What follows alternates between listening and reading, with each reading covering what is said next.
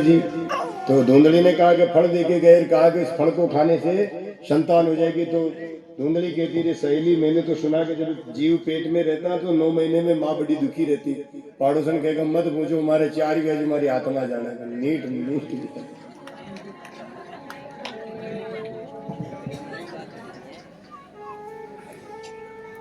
और पड़ोसन कहे कदी कदी तो जापा की टेम का भी चोरा चोरी ने पैदा करवा वारी भी मर जावे। यदि वह धुंधली कहे भाई रे ऐसो काम नहीं करो। अब वो गाय बंधी थी उनके आंगन में, गाय लाए, बछड़ा मर गया, अब गाय दूध देना बंद कर दे।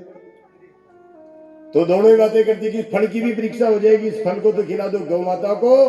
और वो पड़ोसन कहती कि मेरी गरीबी हालत है, तुम्हारे पैसों की कोई कमी नहीं, मेरे पेट में 1 महीने का बालक पल रहा है, मैं गर्भवती हूँ, मेरे जो बेटा बेटी होगा वो मैं तुझे चुपचाप दे दूंगी, दोनों में बात हो जाएगी। और फल खिला दिया गाय को। गाय को फल खिलाते ही गाय गर्भवती।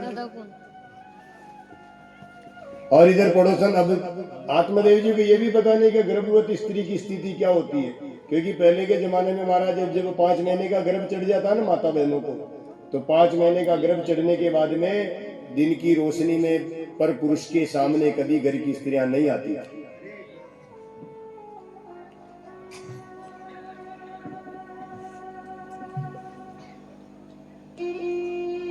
गर्भ के समय में जब स्त्री का 5 महीने का गर्भ हो जाए तो घर के बाहर अंधेरे में ही निकलना चाहिए, जब पुरुषों की दृष्टि नहीं पड़ती।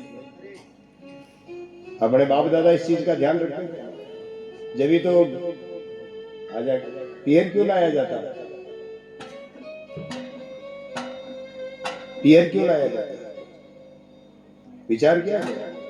मूछों के बड़ देने के लिए पियर नहीं लाया जाता कि हमारी छोरी का मुंह 2 जापा करा दिया, 3 जापा करा दिया, हमारे यही बयान तो नाजोगा जी जापा मुंह 5 ही मुंह कराया। अरे इन बातों का बड़ देने के लिए नहीं, इन बातों के अहंकार में डूबने के लिए नहीं, उसके माँ बाप के घर पर इसलिए लाया जाता है कि ससुराल में तो फिर भी गांव पर आया है, पर जहाँ वो जन्म हुई है ना वो उसकी बेटी नहीं, पूरे गांव की बेटी, इसलिए उसके ऊपर कोई बुरी दृष्टि नहीं डाल सकता, इसलिए उसको पियर लाया जाता। ये थी वास्तविकता है, बिल्कुल आर्य सत्यता बात तो ये थी, क्योंकि गांव की बेटी अपनी बेटी होती है, उस पर कोई भी बुरी दृष्टि। आज भी महाराज गांव की बहन बेटी मिलती है ना, चाहे किसी भी समाज का व्यक्ति क्यों ना हो, माथे पर हाथ फेर करके कहता और भाई तू कशान है कि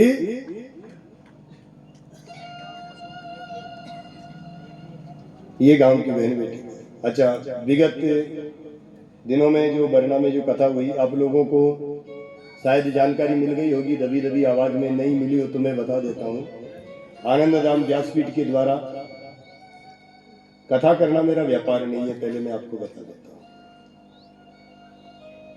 अगर किसी के दिल दिमाग में चल रहा हो ना कि महाराज हम छोटे पाल रहे हैं, तो हाँ मैं बच्चों को पाल रहा हूँ, इसमें कोई शक नहीं है। मैं बच्चे पाल रहा हूँ और 2-4 बच्चों को नहीं पाल रहा हूँ, एक घर को नहीं पाल रहा हूँ। मेरे को ठाकुर जी ने, हनुमान जी ने ऐसा वरदान दिया कि मुझे 100 बच्चों को पालने का शुभ अवसर मिल रहा है, मैं 100 बच्चों का पालूंगा।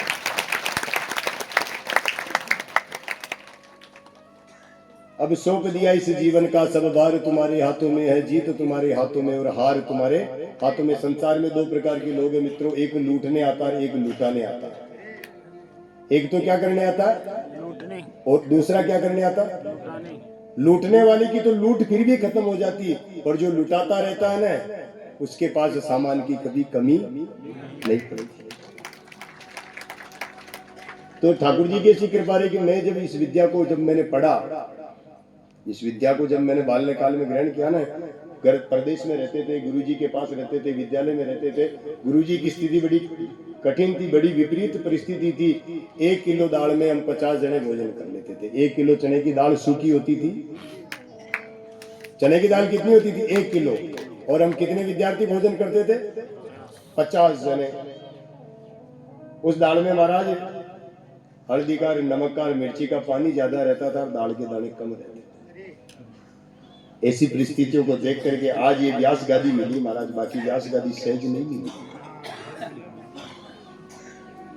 कभी कभी तो बचपना था, वो भोजन बनाने वाला बीमार हो जाता, कभी गुरुजी उन्हें पिया नहीं देता तो 5-4 दिन तीन हाथ हो, तो कभी कभी हाथ तुम काची पाकी है ना। गुरुजी भी लागान, माँ भी लागान हो 50 जना रेवाजो। तो इन परिस्थितियों से गुजरने के बाद जब जीवन में सफलता मिली तो दृढ़ संकल्प लिया कि जिस प्रकार वेद पाठशाला में पढ़ करके हम निकले उसी प्रकार की क्यों न वेद पाठशाला खोली जाए। और आज आप लोगों के आशीर्वाद और सहयोग से मध्य प्रदेश के अंदर भादवा माता की श्री चरणों में राज राजेश्वरी नाम से वेद पाठशाला संचालित हो रही, जहाँ पर 85 बच्चे पढ़ रहे, 85 बालक वेद का अध्ययन कर रहे हैं। उस वेद पाठशाला में नित्य दोनों समय भोजन कितने टाइम होता है? दोनों टाइम, सुबह भी होता था। तो बरना में जिन जिन महानुभावों ने सहयोग दिया उनके लिए वेद पाठशाला की तरफ से आशीर्वाद राशि आशीर्वाद यहाँ पहुंचा। हमारे रतनलाल जी सगडोलिया यहाँ पर विराजमान हो तो मंच पर पधार जाए। रतनलाल जी सगडोलिया, आपको ये वेद विद्यालय के विद्यार्थी जो वेद का पठन करते हुए हाथों में वेद का पुस्तक धारण के, और उनके साथ में बालूराम जी गाना, आपने एक दिन का, रतनलाल जी सगडोलिया ने, पटवारी जी के परिवार ने एक दिन का भोजन दिया। रामदेव जी रामचरण जी टांडी यहाँ पर है क्या? नहीं है। डॉक्टर साहब नंदलाल जी और नंदलाल जी बाजिया, जो नाम बता रहा हूं, इन लोगों ने एक एक दिन का भोजन उन विद्यालय के बालकों को दिया। आप लोगों ने एक एक दिन का भोजन उन विद्यालय के बालकों को दिया। अगर जो नाम मैं बता रहा हूं बरना के निवासी या हो तो वे एक एक करके पधार जाए। कैलाश जी, स्वराज जी, जगदीश जी टांडी के परिवार से कोई हो तो पधार जाए। लक्ष्मण सिंह जी राव, हरजी जी टांडी के परिवार से कोई हो तो पता, हरजी जी टांडी, कैलाश जी, स्वराज जी, जगदीश जी टांडी। हरजी जी टांडी के परिवार से कोई हो तो पधार जाए भैया। बताते रहे डॉक्टर साहब कौन किस परिवार से। ये रतनलाल जी सगडोलिया, शिवराज जी पंडित साहब, हाँ बालू जी गाना, तिलक करवा। ये जो लोग आए इन्होंने उन ब्राह्मण बालकों के एक एक समय के भोजन का प्रबंध किया। तस्वीरें है, पढ़िए, तिलक करिए आप।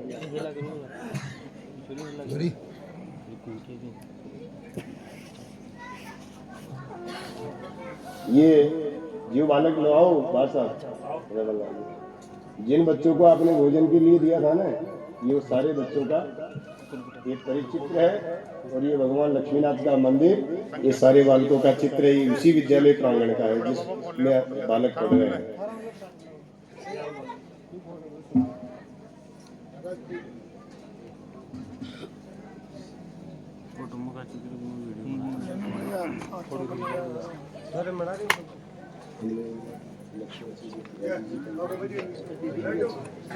रतन जी पता होता था महाराज, रतन जी गाना, लगाओ रतनलाल जी गाना।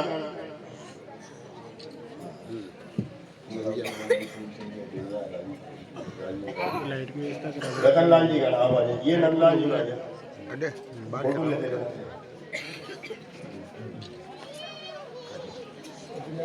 आराम हरीश जी टांडी, हरजी जी,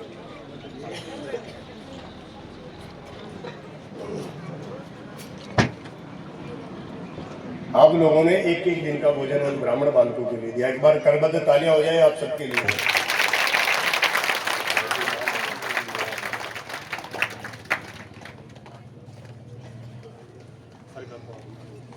जगदीश भाई,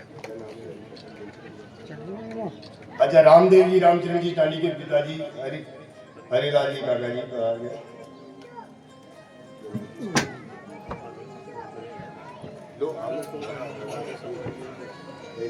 कैलाश जी सचिन देखो रतन जी,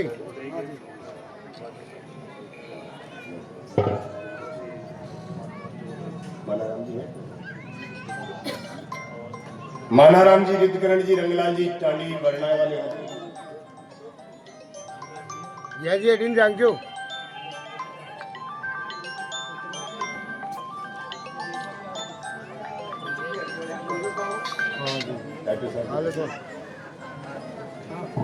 भगवान आप लोगों के और काफी लोगों ने सहयोग दिया। रजिस्टर में मेरे पास नाम है।